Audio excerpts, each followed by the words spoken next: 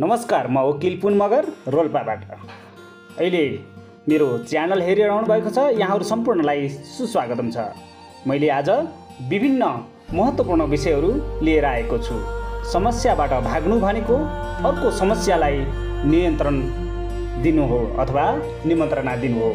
जीवनमा चुनौती र समस्यासँग जुझ्नुपर्छ। यही जीवनको सत्य यो हो कि एक शान्त तलाउमा कुनै पनि माझी कुशल बन्न सक्दैन। विभिन्न सन्दर्भमा विचारक, दार्शनिक एवं महान व्यक्तिहरूले बोलेका यस्ता कुराहरूले हामीलाई सकारात्मक ऊर्जा मिल्छ। यी भनाइमा उनीहरूको जीवन भोगाइको निचोड हुन्छ, त्यसैले हाम्रा लागि निकै प्रेरणादायी हुने गर्दछन्। अत यहाँ यस्तै विचारक, दार्शनिक आदिको भनाइ समावेश गरिएको छ। यदि जीवनलाई बुझ्नु छ भने पछाडि फर्किएर हेर, यदि जिन्दगी जिउनु छ भने अगाडि हेर, आज्ञातले भन्नुभएको छ। त्यही काम चयन गर जो तिमीलाई रुचि लाग्छ।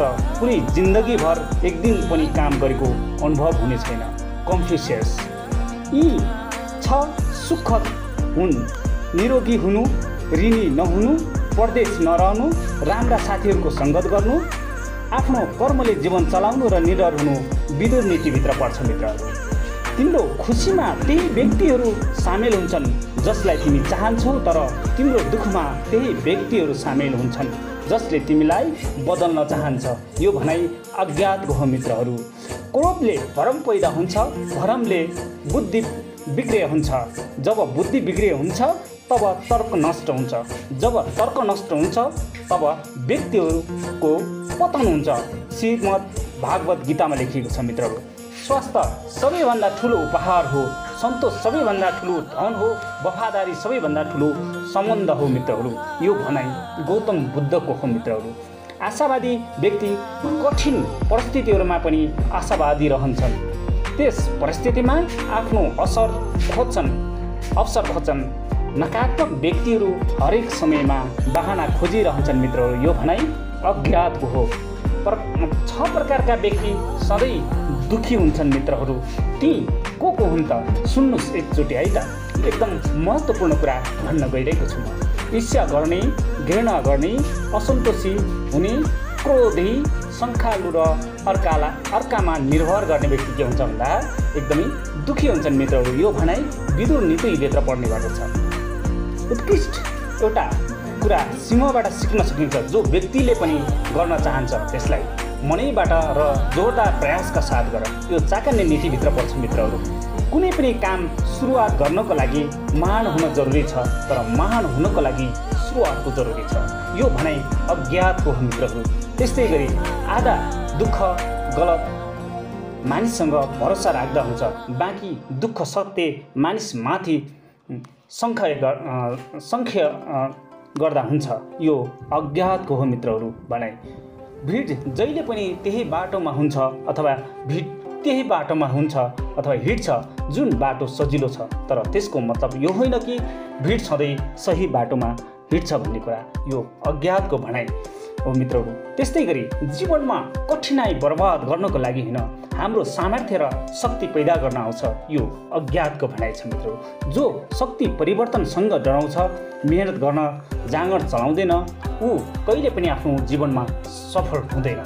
यो जीवनको सबैभन्दा ठुलो कायरता हो। मित्रहरू, यो भनाइ अज्ञातको हो। मित्रहरू, काम, वासना, क्रोध र लोभ यी 3 नर्कको ढोका हो। मित्रहरू, यो सन्त कबीरले भन्नुभएको छ। त्यस्तै गरी महान कार्य गर्ने एउटै तरिका हो, तिमी जे गर्छौ प्रेमपूर्वक गर। यदि अहिलेसम्म त्यस्तो काम मिलेको छैन भने खोज। महान कार्य गर्ने एउटै तरिका हो, तिमी जे गर्दछौ प्रेमपूर्वक गर। यदि अहिलेसम्म यस्तो काम मिलेको छैन भने खोज। स्टिभ जब्सको यो भनाइसँगै फेरि पनि अर्को कुरा रहेको छ। यी 8 गुणले ख्याति बढाउँछ भन्ने। बुद्धि, कुलीनता, इन्द्रिय निग्रह, शास्त्र ज्ञान, पराक्रम, धेरै नबोल्ने, शक्ति अनुसार दान दिने र कृतज्ञता यो विदुर नीतिभित्र पर्छ। मित्रहरू, जीवनमा जब ठुलो कुरा प्राप्त हुन्छ तब सानो कुरालाई नभुल्नु, किनकि जहाँ सुईको काम जहाँ हुन्छ त्यहाँ तरवारको अर्थ हुँदैन। यो अज्ञातको भनाइ छ मित्रहरू। ऋण, शत्रु र रोग समाप्त गर्नुपर्छ, यो चाकन्य नीतिभित्र पर्छ मित्रहरू। यस्तो कुनै गोप्य काम नगर कि त्यसलाई अर्कोसँग लुकाउन जरुरत हुँदैन। जवाहरलाल नेहरुको भनाइ छ मित्रहरू, अज्ञानी हुनु त्यति लाज मर्दो कुरा होइन जति जान्ने इच्छा राख्नु हो। जसलाई हार्न डर लाग्छ उसको हार निश्चित छ मित्रहरू। यो नेपोलियनको भनाइसँगै फेरि पनि मानिसहरूले आफ्नो जीवनमा करोडौँका शब्दहरू, हजारौँ पुस्तकहरू, हजारौँ लेखहरू पढिसकेका हुन्छन् तापनि सफल बन्न भनी सकिरहेका हुन्। त्यसैले किन यस्तो हुन्छ, एकपटक हामीले यी कुराहरू राम्रोसँग बुझ्न जरुरी छ मित्रहरू।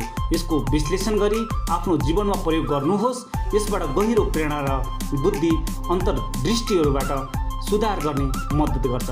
निम्न बानीहरूलाई दैनिक जसो अझ समर्थनका साथ हामी अगाडि बढ्न सक्यौँ भने व्यावहारिक हुन्छन्, जसले संसार जित्न सजिलो हुन्छ।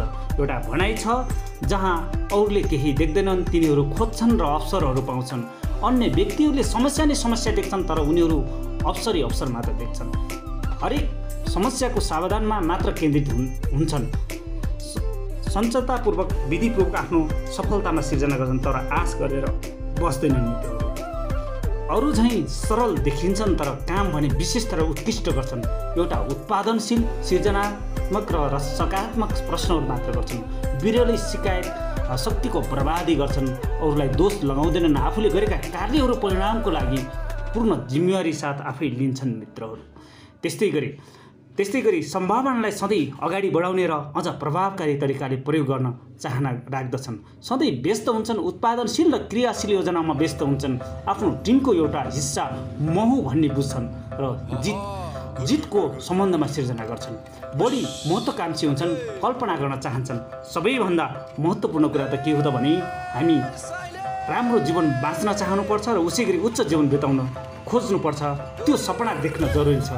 स्पष्ट र निश्चित दृष्टिकोण हुन्छ कि जीवनका लागि के तिनीहरू चाहन्छन् वा चाहँदैनन्, यी कुराहरू सोच्न जरुरी छ मित्रहरू। नक्कल गर्नुभन्दा अन्वेषण गर्न रुचाउनुपर्छ।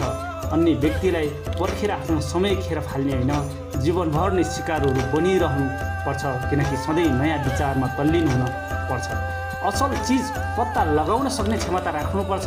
आफ्नो जीवनलाई रोक्दै नरोकी सुरु गर्दै जीवन बिताउन कोसिस गर्नुपर्छ मित्र।